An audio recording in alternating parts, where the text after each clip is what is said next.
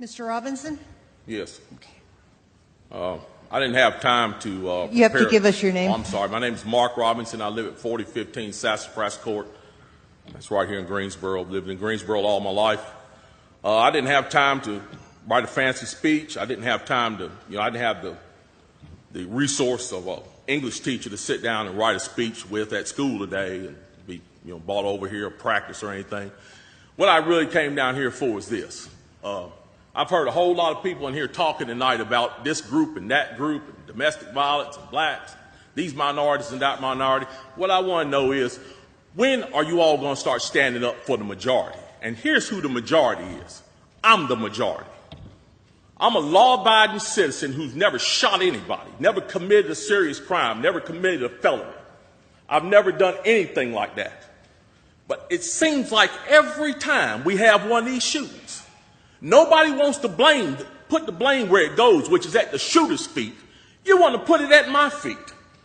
You want to turn around and restrict my right, constitutional right that's spelled out in black and white. You want to restrict my right to buy a firearm and protect myself from some of the very people you're talking about in here tonight. It's ridiculous. I don't think Rod Serling could come up with a better script. It does not make any sense. The law-abiding citizens of this community and many communities around this country, we're the first ones taxed and the last ones considered and the first ones punished when things like this happens, because our rights are the ones that are being taken away.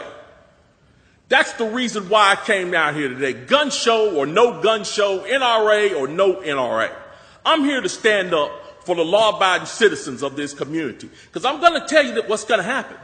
You can take the guns away from us all you want to. You all write a law, I follow the law, I'll bring my guns down here, I'll turn them in. But here's what's going to happen. The Crips and the Bloods on the other side of town, they're not going to turn their guns in. They're going to hold on to them. And what's going to happen when you have to send the police down there to go take them? The police can barely enforce the law as it is. As what I see, we demonize the police, criminalize and vilify the police, and we make the criminals into victims.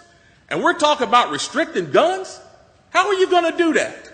How are you going to do that when the police department's already hamstrung? You're not going to be able to go down here and take these guns from these criminals. So the criminals are going to hold on to their guns. They're still going to have them. They're still going to break in my house, and they're still going to shoot me with them. And guess who's going to be the one that suffers? It's going to be me. Well, I'm here to tell you tonight, it is not going to happen without a fight. And when I say fight, I don't mean shots fired. I don't mean fists thrown.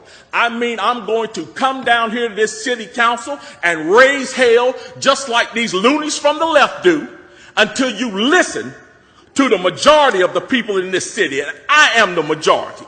The majority of the people in this city are law-abiding, and they follow the law, and they want their constitutional right to be able to bear arms. They want to be able to go to the gun show and buy a hunting rifle or sport rifle. There are no military-grade weapons sold at the gun show. An AR-15 is not a military-grade weapon. Anybody that would go into combat with an AR-15 is a fool. It's a semi-automatic .22 rifle. You'd be killed in 15 minutes in combat with that thing. So we need to dispel all these myths, and we need to drop all this division that we got going on here. Because the bottom line is, when that Second Amendment was written, whether the framers liked it or not, they wrote it for everybody. And I am everybody. And the law-abiding citizens of this city are everybody. And we want our rights, and we want to keep our rights. And by God, we're going to keep them, come hell or high water.